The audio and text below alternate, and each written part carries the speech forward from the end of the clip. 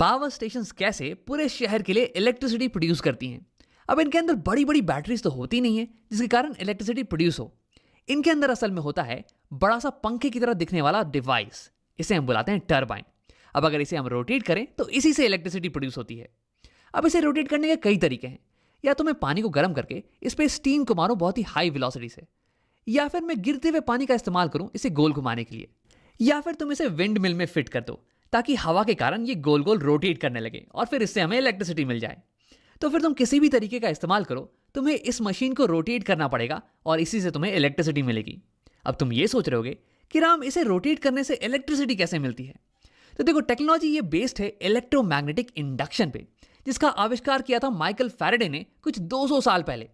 उन्होंने हमें यह कहा था कि अगर तुम एक कंडक्टिंग वायर लो और उसे मैग्नेटिक फील्ड के अंदर ऊपर नीचे मूव करो तो उसके अंदर इलेक्ट्रिक करंट इंड्यूस होने वाली है। अब अगर मैं इसी वायर को रिप्लेस कर दूं एक कॉइल से और इस कॉइल को अटैच कर दूं एक टरबाइन से, और इस टरबाइन को अगर मैं रोटेट करूं तो फिर ये कॉइल मैग्नेटिक फील्ड के अंदर ऊपर नीचे मूव करने वाला है और इसके अंदर इलेक्ट्रिक करंट इंड्यूस हो जाने वाली है। और इसी की मदद से हम अपने घर के इलेक्ट्रिकल अप्लायंसेस का इस्तेमाल कर सकते हैं। अब इस पूरी डिवाइस को हम बुलाते हैं इलेक्ट्रिक जनरेटर। ये स्पिनिंग मोशन को या फिर मैकेनिकल एनर्जी को कन्वर्ट करता है इलेक्ट्रिकल एनर्जी में। अब इसी के बारे में अब डिटेल में बात करते हैं कि ऐसा कैसे हो पाता है। तो सबसे पहले ये देखते हैं कि जब कॉइल मैग्नेटिक फील्ड में रोटेट करे तो इसमें करंट किस डायरेक्शन में इंड्यूस होती है। तो मान लो कि हमारी टरबाइन ये क्लॉकवाइज डायरेक्शन में रोटेट कर रही है, तो हमारा कॉइल भी क्लॉकवाइज डायरेक्शन में कुछ ऐसे रोटेट करेगा।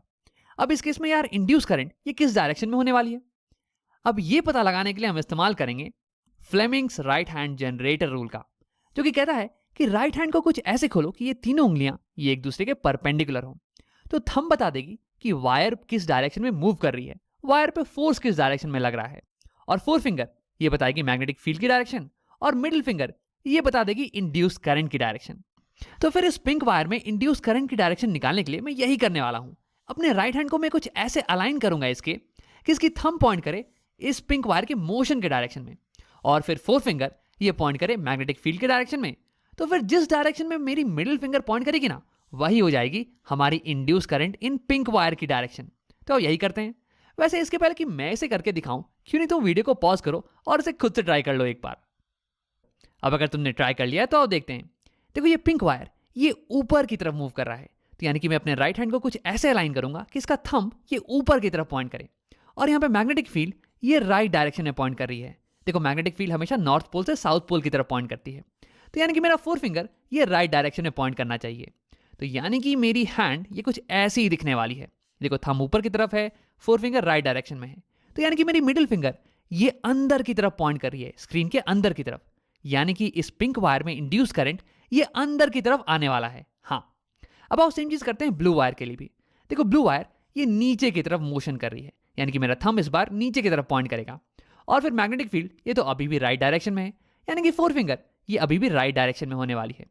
अब अगर इस बार मैं करूं तो राइट हैंड कुछ ऐसे अलाइन होने वाला है, और इस बार तुम्हें दिख रहा होगा कि मिडिल फिंगर ये स्क्रीन के बाहर की तरफ पॉइंट कर रहा है, यानी कि इस ब्लू वायर में करंट ये बाहर की तरफ आने वाली है, ये इंड्यूस आउटवर्ड होने वाली है।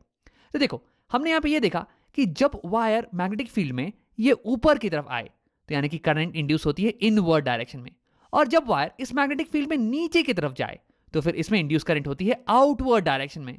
इस चीज को याद रखना, इसका इस्तेमाल हम आगे करने वाले हैं। अब आओ मैं हाथों को हटा देता हूं और करंट की डायरेक्शन को दिखाने के लिए एरोज का इस्तेमाल करता हूं। अब देखो, इनकी मदद से मैं ये बता सकता हूं कि बाकी वायर्स में करंट किस डायरेक्शन में फ्लो कर रही हैं। पिंक वाली से करंट अंदर जाएगी और ब्लू से बाहर आएगी, तो यानी कि करंट ऐसे जाके ऐसे राइट डायरेक्शन में जाने वाली है इस वायर में, और फिर ये बाहर, और फिर इसमें ये ऐसे, और फिर ये ऐसे बाहर आ जाएगी। अब देखो, इन दोनों वायर्स को कनेक्ट करने के लिए मेरे पास यहाँ पे बाहर में एक एक्सटर्नल सर्किट होगा, जिसे मैंने दिखा नहीं रखा है अभी, उसे हम बाद में दिखाएंगे। तो करंट यहाँ से फ्लो करके फिर ऐसे इसमें इंटर करने वाली है, और फिर ये पिंक वाली में अंदर, तो ऐसे सर्किट कंप्लीट हो जाने वाला है। तो इसे दिखाने के लिए मैं सारे एरोस को बना देता हूं। हाँ, अब देखो, हमारी कॉइल ये स्टेशनरी तो है नहीं, ये तो रोटेट कर रही थी ना, तो ये कॉइल रोटेट करते जाएगी और करंट बिल्कुल ही ऐसे फ्लो करता रहेगा। क्योंकि देखो, ये पिंक वाली वायर ये अभी भी ऊपर जा रही है और ब्लू वाली वायर नीचे आ रही है, लेकिन जैसे ही ये कॉइल वर्टिकल पोजीशन में आया, वैसे ही देखो अब पिंक वाली वायर ये नीचे आने वाली है और ब्लू वाली ऊपर जाने वाली है। देखो, फिर से इसे देखते हैं। ये वर्टिकल हुआ और ये, हाँ, अब पिंक वाली वायर नीचे जाएगी। और हमने ये देख रखा है कि जो भी वायर नीचे जाती है उसमें करंट बाहर की तरफ इंड्यूस होता है, और जो वायर ऊपर जा रही है उसमें करंट अंदर की तरफ इंड्यूस हो रहा है। तो इसका मतलब ये कि यहां पे करंट की डायरेक्शन स्विच हो जाने वाली है, कुछ ऐसे। और फिर ये कॉइल ऐसे ही रोटेट करता रहेगा जब तक कि फिर से ये वर्टिकल पोजीशन में ना आ जाए। और अब देखो, अब पिंक वाली वायर ये फिर से ऊपर की तरफ आने वाली है, और जब वायर ऊपर की तरफ आए तो इसमें करंट अंदर की तरफ इंड्यूस होता है। और ब्लू वाली वायर ये अब नीचे की तरफ आने वाली है, और जब वायर नीचे की तरफ आए तो उसमें करंट ये बाहर की तरफ इंड्यूस होता है। यानी कि फिर से एक बार करंट की डायरेक्शन चेंज हो जाने वाली है, कुछ ऐसे। तो यानी कि हम यहाँ पे ये देख रहे हैं कि जैसे ही कॉइल ये वर्टिकल पोजीशन में आती है वैसे ही इसमें करंट की डायरेक्शन ये चेंज हो जाने वाली है। ये इंपॉर्टेंट चीज हो गया। तो अगर मैं तुम्हें इस पूरे मोशन का एनिमेशन दिखाऊं तो ये कुछ ऐसा दिखने वाला है। देखो, जब भी हमारी कॉइल ये मैग्नेटिक फील्ड के परपेंडिकुलर आएगी तो फिर करंट की डायरेक्शन ये चेंज हो जाने वाली है। हाँ, वैसे मैं इस एनिमेशन में कॉइल को रोक दे रहा हूं जब भी ये परपेंडिकुलर आ रही है मैग्नेटिक फील्ड के, ताकि तुम इंड्यूस करंट की डायरेक्शन को चेंज होता हुआ देख सको। वैसे असलियत में ये मोशन बिल्कुल ही कंटिन्यूअस होने वाला है और ये कॉइल कभी रुकने वाली नहीं है। अब तुम्हारे दिमाग में एक सवाल उठ रहा होगा कि राम, मैं इन दोनों वायर्स को एक्सटर्नली कैसे कनेक्ट करूं ताकि ये लूप क्लोज हो जाए और उसमें करंट कंटिन्यूअसली फ्लो करे। तो इसके लिए हम एक नए अरेंजमेंट का इस्तेमाल करने वाले हैं। देखो, अगर मैं एक एक्सटर्नल सर्किट लूं और उसे डायरेक्टली कनेक्ट कर दूं इन वायर से, कुछ ऐसे, तो जब ये कॉइल ये रोटेट करना चालू करेगी तो ये वायर्स ये आपस में उलझने लगेंगे, कुछ ऐसे, और ये जो कनेक्शन है ना ये ब्रेक हो जाने वाला है। तो इसी से बचने के लिए हम एक नए अरेंजमेंट का इस्तेमाल करते हैं जिसमें होते हैं कुछ स्लिप रिंग्स और ब्रशेस। ये कुछ ऐसा दिखता है। ये मेटालिक रिंग्स, इन्हें हम बुला रहे हैं स्लिप रिंग्स। ये पिंक वाली रिंग और ये ब्लू वाली रिंग। और तुम्हें डायग्राम में क्लियरली दिख नहीं रहा होगा, लेकिन ये दोनों रिंग्स ये इंडिविजुअली एक एक वायर से कनेक्टेड हैं। ये पिंक वाली रिंग ये इस लेफ्ट वायर से कनेक्टेड है, और ये ब्लू वाली रिंग ये इस राइट वायर से कनेक्टेड है। और कनेक्टेड से मेरा मतलब ये है कि जब ये कॉइल रोटेट करता है ना तो ये रिंग्स इसके साथ साथ रोटेट करती हैं। अब ये स्लिप रिंग्स ये कनेक्टेड होती हैं कार्बन ब्रशेस से। ये ब्रश और ये ब्रश वैसे कनेक्टेड नहीं होती हैं, बल्कि केवल टच कर रही होती हैं। मेरा मतलब है कि जब ये स्लिप रिंग्स रोटेट करेंगी ना तो ये ब्रशेस इसके साथ रोटेट नहीं करेंगी, बल्कि ये केवल इसके ऊपर स्लिप करने वाली हैं, और इसलिए तो हम इन रिंग्स को स्लिप रिंग्स बुलाते हैं। अब अगर तुम्हें ये समझ में नहीं आ रहा हो तो मैंने यहाँ पे एक पिक्चर बना रखा है तुम्हें समझाने के लिए। देखो, यहाँ पे एक ब्रश है जो कि एक रिंग को टच कर रही है।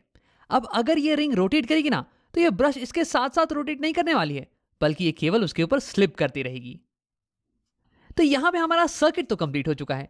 देखो, यहां पे ब्लू वाले वायर से करंट आएगी और फिर ये जाने वाली है इस ब्लू वाले स्लिप रिंग में। देखो, ये वायर केवल एक स्लिप रिंग से कनेक्टेड है। फिर यहां से करंट ये ट्रांसफर हो जाने वाली है बाहर के सर्किट में because of this carbon brush, और उसके बाद फिर करंट यहां से यहां जाएगी इस कार्बन ब्रश में, और फिर ये करंट को ट्रांसफर कर देने वाला है इस पिंक वाले स्लिप रिंग में। और ये पिंक वाला स्लिप रिंग ये केवल कनेक्टेड है इस वायर से, तो इसलिए करंट केवल इसमें जाने वाली है। तो ऐसे हमारा हो गया सर्किट कंप्लीट। अब हमारा कॉइल अगर रोटेट करने लग जाए तो ये जो स्लिप रिंग से इसके साथ अटैच्ड ये भी इसके साथ साथ रोटेट करने लगेंगे। लेकिन ये कार्बन ब्रशेस ये तो केवल इसे टच कर रहे हैं यार, तो ये केवल इसके ऊपर स्लिप करेंगे, ना कि रोटेट। अब देखो, ये स्लिप रिंग्स और कार्बन ब्रशेस ये दोनों मिलके बाहर वाले वायर्स को उलझने से बचाती हैं, और ये अंदर के कॉइल और बाहर के सर्किट के बीच में इलेक्ट्रिकल कॉन्टैक्ट को मेंटेन रखती हैं, दोनों के बीच में सर्किट को कंप्लीट रखती हैं। अब देखो, जैसे ही हमारा कॉइल ये वर्टिकल पोजीशन में आएगा वैसे ही इंड्यूस इलेक्ट्रिक करंट इसकी डायरेक्शन ये रिवर्स हो जाएगी, कुछ ऐसे।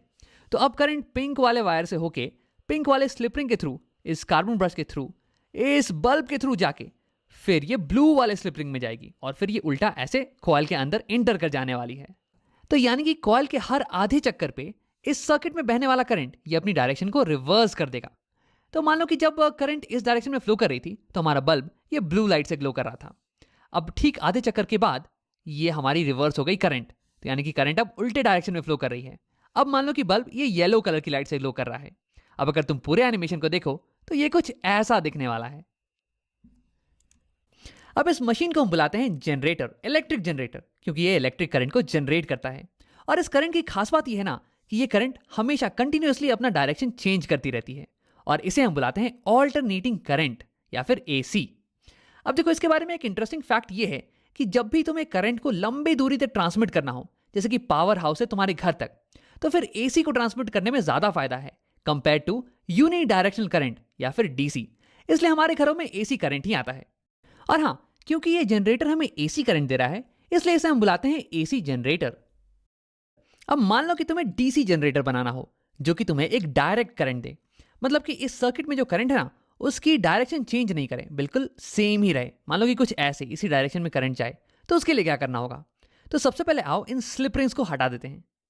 तो अगर मुझे इस सर्किट में इलेक्ट्रिक करंट की डायरेक्शन को हमेशा मेंटेन करके रखना है, तो उसके लिए हर आधे साइकिल पे मुझे कार्बन ब्रश और इस वायर के बीच के कनेक्शन को चेंज करते रहना पड़ेगा। आप देखते हैं कि क्यों। तो देखो, इस पर्टिकुलर सेटअप में अगर मुझे चाहिए कि ये करंट की डायरेक्शन ये सेम रहे, तो मैं इस कार्बन ब्रश को इस पर्टिकुलर वायर से कनेक्ट कर दूंगा, ये पिंक वाली साइड की वायर से। तो देखो, करंट ऐसे जाएगा, ये पिंक वाले के थ्रू, फिर ब्लू वाले से होके, फिर ये बाहर निकल के आ जाएगा और ये सर्किट कंप्लीट हो गया। लेकिन देखो, ये कॉइल तो रोटेट कर रही है ना, तो थोड़ी देर बाद ये कॉइल वर्टिकल पोजीशन पे आ जाने वाली है, और जैसे ही ऐसा होगा तो ये करंट की डायरेक्शन ये चेंज कर जाएगी। अब अगर सर्किट में मुझे करंट को ऐसे ही मेंटेन करना है, तो इस बार मुझे इस कार्बन ब्रश को कनेक्ट करना पड़ेगा इस वायर से, ये ब्लू वाली साइड की वायर से। तभी तो करंट ऐसे जाएगी और ये ब्लू वाले के थ्रू फिर पिंक वाले से निकल के फिर ऐसे सर्किट कंप्लीट हो जाएगा। अब देखो, फिर से आधे साइकिल के बाद ये वायर वर्टिकल हो जाने वाली है, ये कॉइल वर्टिकल हो जाएगी और फिर करंट फिर से चेंज कर जाएगा अपना डायरेक्शन। अब इस बार अगर मुझे सर्किट में करंट को सेम मेंटेन करना है, तो इस बार इस कार्बन ब्रश को मुझे इस वायर से कनेक्ट करना पड़ेगा, पिंक वाली साइड के वायर से। तभी तो देखो, करंट ऐसे जाएगी, फिर ये ऐसे जाके फिर ऐसे निकल के सर्किट कंप्लीट हो जाएगा। तो तुम्हें दिख रहा होगा कि कैसे मुझे हर आधे साइकिल के बाद कार्बन ब्रश और वायर के बीच के कॉन्टैक्ट को चेंज करना पड़ रहा है, मुझे कार्बन ब्रश को अलग दूसरे वायर से कनेक्ट करना पड़ रहा है। तो अब हमें ये सोचना है कि ऐसा क्या करें जिससे कि ये कनेक्शन में चेंज ये ऑटोमेटिकली आए और ये हमेशा कंटिन्यूसली आता रहे। तो इसके लिए हमें चाहिए होगा एक नए टाइप का ring, split rings. Slip rings नहीं, स्प्लिट रिंग्स। मतलब कि अगर तुम्हें एक रिंग को लो और उसे बीच से आधे आधे हिस्से में बांट दो, तो तुम्हें मिल जाएगा स्प्लिट रिंग्स। स्प्लिट रिंग्स बनी होती है दो आधे रिंग से, जिनके बीच में थोड़ा सा गैप हो। अब आओ देखते हैं कि इसकी मदद से कैसे हम हर आधे साइकिल पे कॉन्टैक्ट को चेंज कर सकते हैं। तो अभी स्टार्टिंग में हमारा कार्बन ब्रश ये पिंक साइड के कॉन्टैक्ट में है, ये देखो। और स्टार्टिंग में हमें बिल्कुल यही चाहिए था, ताकि करंट की डायरेक्शन ऐसे ही मेंटेन रहे। लेकिन देखो, थोड़ी देर बाद हमारा कॉइल ये रोटेट करके वर्टिकल हो जाएगा और फिर करंट की डायरेक्शन ये चेंज हो जाने वाली है। लेकिन यहां देखो, हमारा ब्रश ये ब्लू साइड के कॉन्टैक्ट में आ गया है, और ये बिल्कुल ही अच्छी चीज है, क्योंकि अभी भी हमारा करंट का डायरेक्शन ये बिल्कुल ही मेंटेन रहने वाला है। अब देखो, तुरंत थोड़ी देर बाद ये जो कॉइल ये फिर से रोटेट करके वर्टिकल पोजीशन में आ जाने वाला है और फिर करंट की डायरेक्शन चेंज कर जाएगी। लेकिन यहां देखो, हमारा ब्रश ये पिंक वाले साइड के कॉन्टैक्ट में आ गया है और हमारी करंट की डायरेक्शन ये अभी भी चेंज नहीं हुई है एक्सटर्नल सर्किट में। तो तुम्हें दिख रहा होगा कि कैसे इन स्प्लिट रिंग्स का इस्तेमाल करके हम ऑटोमेटिकली ब्रश और वायर के बीच के कॉन्टैक्ट को चेंज कर पा रहे हैं। तो यहां पे हमने बना लिया है अपना डीसी जनरेटर। ये हमें डायरेक्ट करंट देता है। देखो, बाहर के सर्किट में करंट की डायरेक्शन ये हमेशा मेंटेन रह रही है। अब देखो, एक छोटी सी चीज, कम्यूटेटर एक ऐसा डिवाइस होता है जो कि किसी भी सर्किट में करंट की डायरेक्शन को रिवर्स कर दे। देखो, यहाँ इस केस में कॉइल में करंट की डायरेक्शन ये हमेशा चेंज हो रही है, लेकिन बाहर वाले सर्किट में करंट हमेशा एक ही डायरेक्शन में मेंटेन है, और ऐसा हो पा रहा है स्प्लिट रिंग्स के कारण। तो स्प्लिट रिंग्स यहाँ पे कम्यूटेटर का काम कर रही हैं। अब आओ वीडियो को यहीं पे खत्म करते हैं। यहां हमने देखा कि अगर मैं एक कॉइल को मैग्नेटिक फील्ड के अंदर रोटेट करवाऊं, तो फिर उसके अंदर इलेक्ट्रोमैग्नेटिक इंडक्शन के कारण करंट जनरेट होने वाला है, और इस करंट की डायरेक्शन ये डिपेंड करेगी कि वायर ये मैग्नेटिक फील्ड में ऊपर जा रहा है या फिर नीचे। अब इसी कारण हर हाफ साइकिल के बाद करंट की डायरेक्शन ये रिवर्स कर जाती है। तो यानी कि ये हमारा हो गया एसी जनरेटर। ये हमें देता है ऑल्टरनेटिंग करंट, या फिर एक करंट जो कि हमेशा अपनी डायरेक्शन को चेंज करता रहे। अब यहीं पे तुम अगर स्प्लिट रिंग्स का इस्तेमाल करो, तो फिर ये एक कम्यूटेटर की तरह एक्ट करने वाली हैं, और ये कार्बन ब्रश के कॉन्टैक्ट को हर आधे साइकिल के बाद चेंज कर देंगी, ताकि एक्सटर्नल सर्किट में करंट हमेशा एक ही डायरेक्शन में फ्लो करे, हमें डायरेक्ट करंट मिले, और इसे हम बुलाते हैं डीसी जनरेटर। तो ये थे कुछ तरीके जिनकी मदद से हम इलेक्ट्रिसिटी को प्रोड्यूस कर सकते हैं, एक कॉइल को कुछ मैग्नेट्स के बीच में गोल घुमा के।